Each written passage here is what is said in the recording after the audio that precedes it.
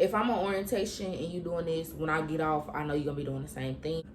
I had knew that I was leaving. So I'm no longer a labor and delivery nurse. I am a NICU nurse.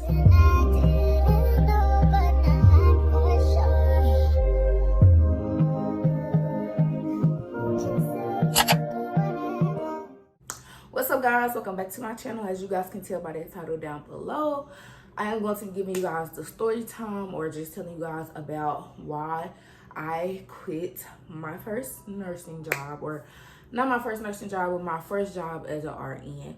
So if you are new here, welcome to my channel. This is Nursing with T. On this channel, I do nursing vlogs, lifestyle vlogs, and I give motivational tips. All right, guys, so we're gonna get straight into this video.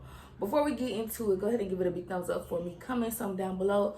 And if you are new, make sure you hit that big red subscribe button for me and click the bell to turn on post notifications so you will never miss when your girl upload a video.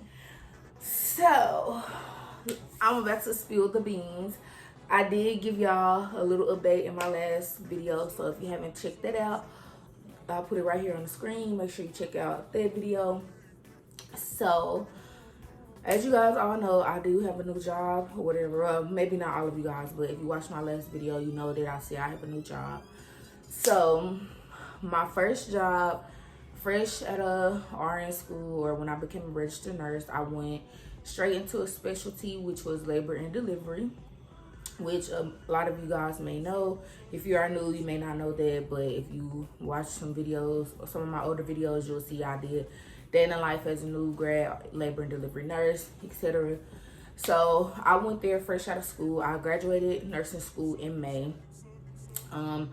I went and sat for my boards like the end of June, like June 20 something, somewhere around there.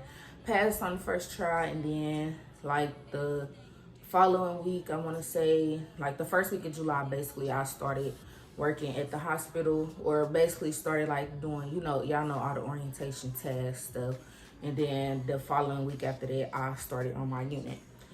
So initially, accepting the job offer, I was supposed to get trained in all three areas of the unit. So the unit was labor and delivery, postpartum, and we had a small nursery.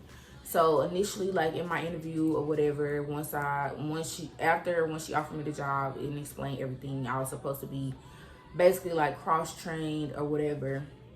So to me, that was a plus. I'm like, because I really don't want to just do labor and delivery. So, and we'll get into that in a minute. If you see me looking down, I'm looking at my iPad because I have notes that I want to, like, topics I want to hit in this video. So all of that. So I think the total orientation was supposed to be like 20 something weeks, I want to say, like all together, if I'm not mistaken, because I think we were supposed to get like 16 weeks in labor and delivery, or 14 weeks. I can't remember exactly how many weeks it was, but and then we were supposed to get 4 weeks in each, like the postpartum and nursery, if I'm not mistaken. Somehow it's supposed to be 20 weeks, so I don't know how they was gonna break it up. But fast forward to all this, I'm working, I'm doing my orientation, I'm going to these classes that we have to take for, like, you know, new nurses, or, you know, new to labor and delivery or whatever.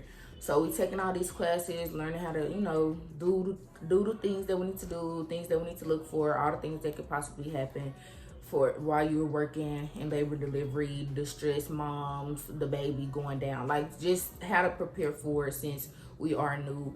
And you know, nursing school don't teach you everything that you need to know about these specialties, and they don't go too much into detail about nursing anyway. So I'm going to start with number one. So my number one is labor and delivery was not my initial choice for what I wanted to do fresh out of nursing school.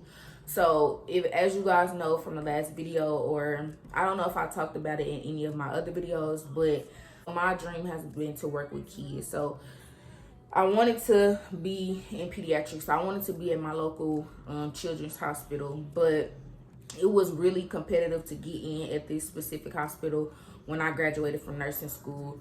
So it was really competitive, and I didn't get in like the first round when I first interviewed or whatever. So I didn't apply to no other jobs. So labor and delivery was basically my second choice, my second option. I always said like, and I did love labor and delivery, like the class. I love my clinicals, but I'm like, I'm not gonna say I didn't just have a passion for it, but it wasn't like my first passion. Like, oh my God, I really want to do this. Like, I want to do this every single day. I want to help them like push babies out, stuff like that.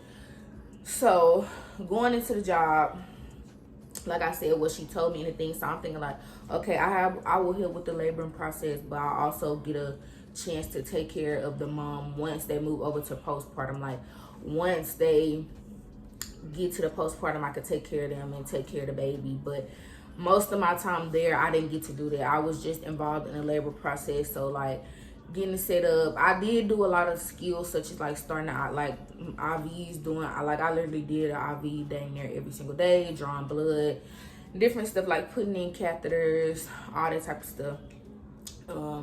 But my main thing was like watching the baby on the monitor, like, you know, inside the mom while they're laboring, giving them meds for labor, giving pain meds, getting vitals, counting through with breathing, you know, basically just the labor process. So that's all that I was doing literally like every single day, and I'm like, that's not really what I wanted to be doing. Like just that, like I'll participate in that, but I also wanted to be like more hands-on with the baby as well. So moving on to number 2, I feel like my orientation was rushed. Not like rushed in the sense like my weeks on the labor and delivery side, but like what I was telling you guys, basically we were supposed to have these however many weeks in labor delivery, and then the 4 weeks postpartum, 4 weeks nursery. My postpartum and nursery was skipped. I didn't get to do that because I was hired on for night shift, and night shift was short. Excuse me, people was getting ready to leave. So I basically was like, okay, they trying to hurry up, get me on night so I can get off orientation, and basically a warm body to work because it was short staff. I'm not saying it like in a bad way, but like that's how I felt about it. Moving on to number 3, I didn't feel supported. Like I want to say it was my last 2 weeks on orientation. They put me on night shift, or my last couple of weeks on, I don't know how many I had left, but I know like my last 2 weeks of orientation, my first night shift, I went in and it was just me and the charge nurse there, and she did raise concern about it because I was supposed to be on orientation, but it wasn't my first night shift, but I think it was like my first week on nights. We only work 3 shifts a week, so it could have been my second or third. I think probably was my 3rd shift. I don't know. The charge nurse did raise concern, but they was trying to say like, oh, she know how to do this. Yes, I know how to do that, but I'm still supposed to be on orientation. It's not supposed to just be me and her here where I'm basically working by myself and she gotta do whatever she doing. Plus, she was the charge nurse. Didn't make sense to me. That was one thing. And then another thing was, I was still on orientation, and the girl that I was with, props to her because she took me under her wing and she like helped me, and she was like when I first got on night, she was like the only one that was open, welcoming me, and she was there to help me, and she didn't mind offering me help, and she basically made me feel safe. Like she made me feel like, oh, you know, she's fresh. You know how some of those nurses make us new grads or like newer nurses, like they try to make you feel dumb, like you don't know shit and stuff like that. Okay, sorry guys, my camera died. But like I was saying, she didn't make me really feel like this, so I really do appreciate her. But what happened was we had 2 patients. She was supposed to be orienting me, and we had 2 patients. So she took one, basically mainly took care of one, and I was basically mainly taking care of the other patient. But like if I had questions or needed help, she was there for me to help me with anything and answer my questions. So I checked my patient or whatever. She was complete, but the baby was still up pretty high. The baby became tacky inside the mom, so we could see all this like on the little monitors that we have, the fetal heart monitor.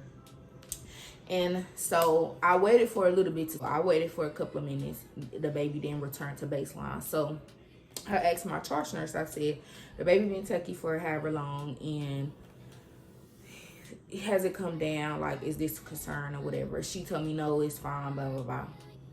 So it kept happening, kept going on, kept going on, kept going on. I don't know for how long, but basically one of the nursery nurses came into like the little nursery station where the labor and delivery nurses sit and said something about it. And then the charge nurse had said, that's when she was like, oh, you need to call the doctor about that, yada, yada, yada. So that had kind of ticked me off because I already asked you that and you said that it was fine. But I'm like, okay, maybe it's just been, maybe I don't know, like maybe a little bit of techie is okay and now it's too long, so I need to call. But she never said nothing until that nurse came and said something. So I don't know, I feel kind of like, why now when I asked you already? But anyway, so I called the doctor and I told him, and I did say that the baby was like techie for the last like 40 minutes or something like that. I said, which I mean, it was like over an hour, but I asked you in the beginning and you said it was fine. So I was just talking about the recent times, like not when I asked you. I was timing from after I asked you the question. So she texted the doctor behind my back or whatever, either while I was on the phone with him or when I got off the phone with him. She texted him behind my back, and then basically I feel like making me look bad. And then she just came in my room, like they started doing stuff like starting antibiotics on the patient, all this. I knew nothing about it. Didn't really have a debrief afterwards. But the nurse that I was with, she like pulled me to the side. She talked to me. She asked me if I was okay and stuff like that. And I just explained to her like how I felt about it and all that. So ever since that day, I had knew that I was leaving. I was like, no, I'm not doing this. Like, if I'm on orientation and you doing this, when I get off, I know you're gonna be doing the same thing because I asked you this and I'm still on orientation and you told me it was fine, but then, you know, all that happened. So that's why I really feel like I wasn't supported. It was just a no for me at that point. Like, it already wasn't my first option to come into labor and delivery anyway. Like, that wasn't my first just passion about it.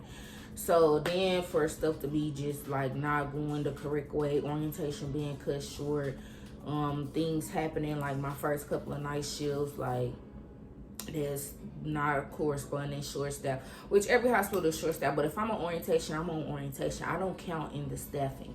So I shouldn't be counting in the staffing to be where I need to be taking a patient and be by myself or whatever the case may be. But anyway, so I knew from that night forward that I was not staying there. It was just stuff that kept happening that kept like basically being red flags for me, basically. I always felt stress and anxiety about getting ready to head into work, like ever since, like even fresh off orientation, then like after that situation, then fresh off orientation, certain things happening like during the job, which nursing can be stressful itself, or it is stressful in itself, but just things that was adding to it.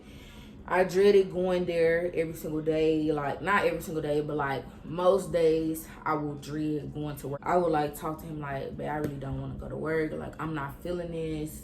I don't want to go here. Like, whatever. And he would give me encouraging words, but I just wasn't feeling it. Like, the stress and anxiety was like so bad. So fast forward, I knew I was leaving. So that was like in, I want to say October.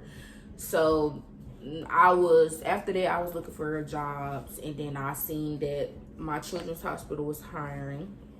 So I interviewed there in November. I had got the job back in November, so I knew, which I said in October, I already knew I was leaving after that incident anyways. Like, I didn't know where I was going, but I knew I was leaving. So I'm no longer a labor and delivery nurse. I am a NICU nurse, and so far so good. I only have 3 weeks of orientation left, I want to say, after I complete this week. So I have already recorded a video for you guys, like a week in the life of a NICU nurse.